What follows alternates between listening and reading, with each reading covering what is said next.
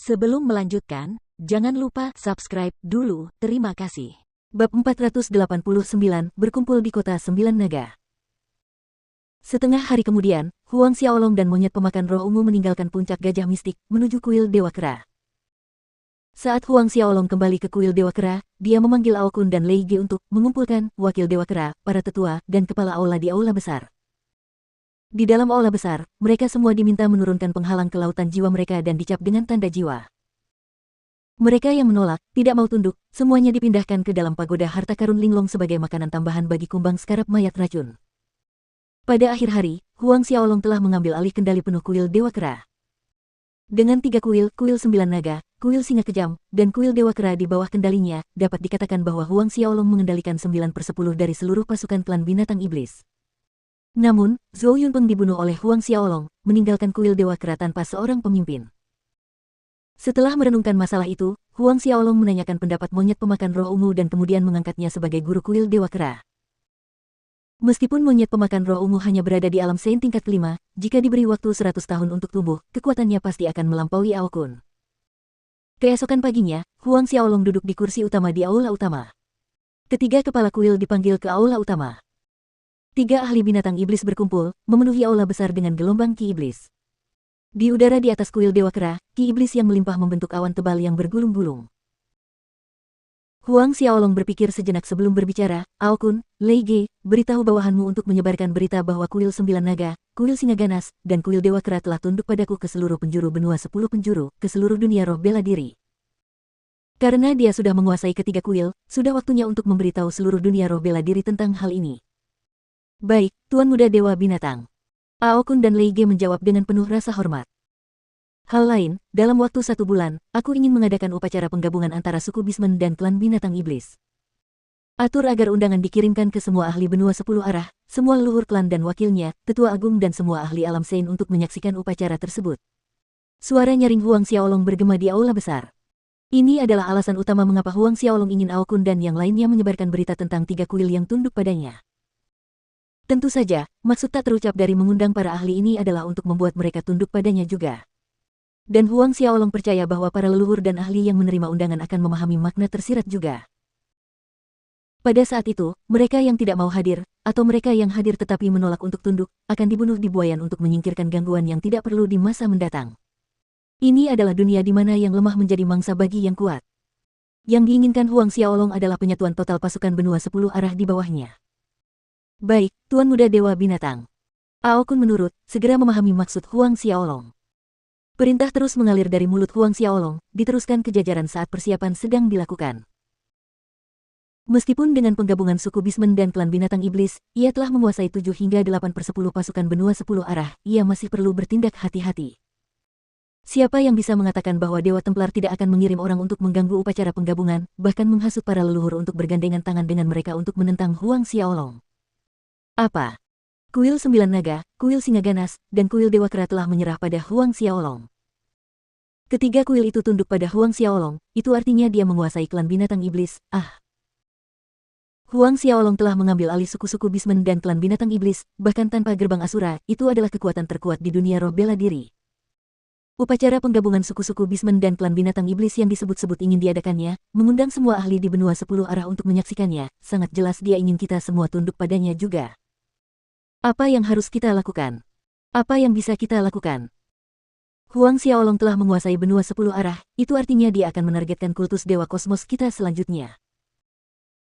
Setelah Ao Kun dan Lei Ge memerintahkan bawahan mereka untuk menyebarkan berita tentang 3 kuil yang menyerah kepada Huang Xiaolong, seluruh dunia roh bela diri menjadi gempar.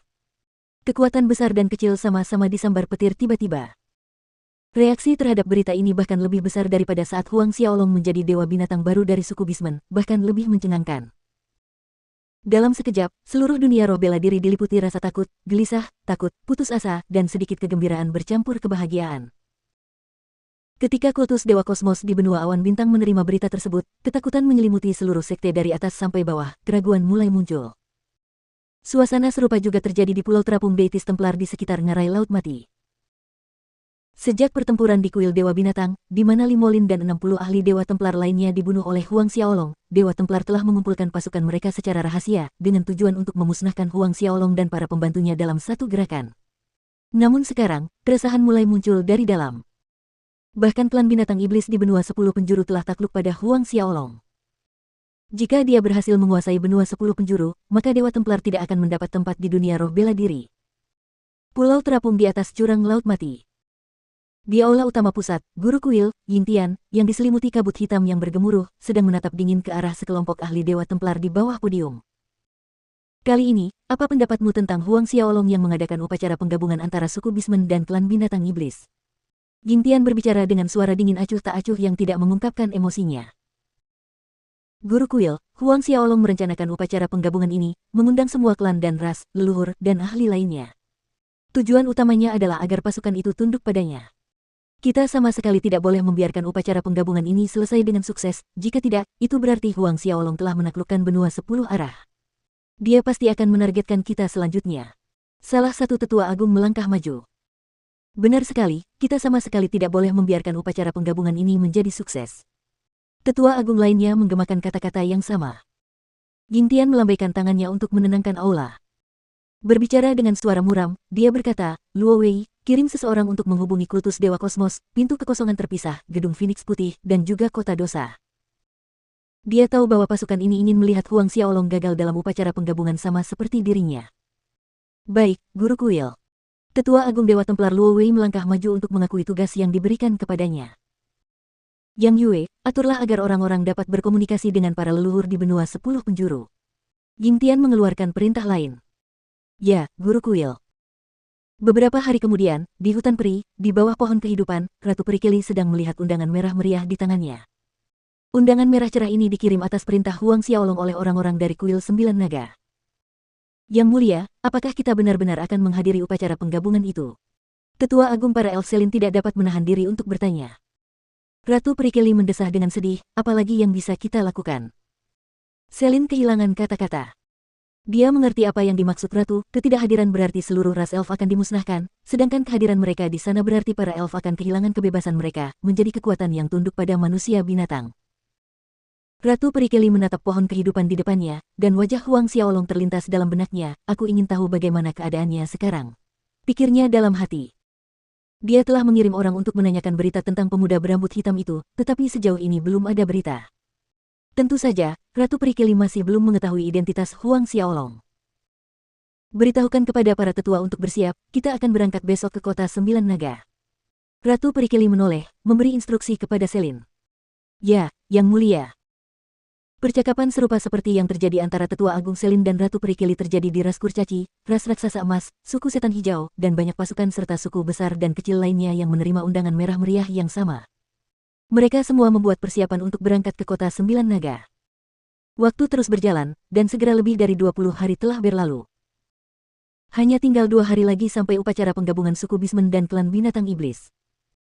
Saat ini, mayoritas rombongan undangan dari benua 10 arah telah tiba di kota 9 Naga. Dalam sekejap, orang dapat menemukan para ahli di setiap sudut jalan yang sudah ramai.